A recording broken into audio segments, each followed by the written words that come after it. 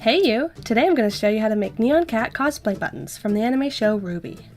Supplies include a 1 1/4 inch and 1 inch washer, Mod Podge and E6000 glue, glue-on pinbacks and epoxy resin, or alternatively, glass cabochons and an adhesive. First, I got the images directly from the official concept art.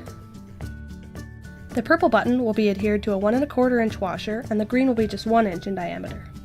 Print them slightly larger than this to leave a little bit of wiggle room and to avoid the black outline from showing. I noticed my printer isn't great at getting the bright neon green for which the character is so aptly named, so I had to find a creative alternative. I isolated the design from the button and printed that on its own, then used watercolor to achieve the green. After it dried, I went over the design in Sharpie to make it pop again.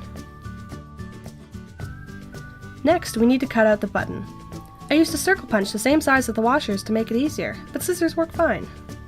Now apply Mod Podge to the washer and adhere the design and let it dry. There's 2 different ways to achieve the domed look. The first would be to use a glass cabochon. Simply apply a thin layer of diamond glaze and stick the glass on top and let that dry. I didn't use this method though because I don't like how magnified the image looks, so instead I use resin.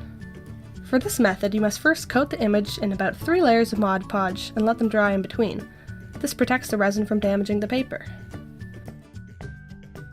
Now, mix equal parts resin and hardener and stir for about 2 minutes, making sure to scrape the resin off the sides as you go. Let the mixed resin sit for another minute to allow the bubbles to rise at the top and dissipate. Now just scoop tiny amounts of resin and pour it onto the button, guiding the resin to the edges as you go. It will naturally create the domed look. Pop any bubbles with a toothpick. Set your buttons aside and allow them to cure for 3 days. I used that tray, which is originally meant for perler beads, because there's a chance your resin will pour over the sides. With the tray, if any resin pours over, you can simply use pliers to break off any excess. Now we glue the pin back on. Use a toothpick to coat the pin with E6000 glue, and press and hold onto the button.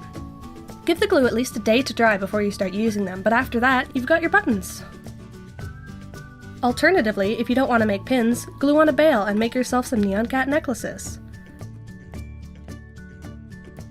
I hope you enjoyed this tutorial. Click here for more DIY. Click here for gaming. And subscribe to be the first to see upcoming videos. Thanks for watching!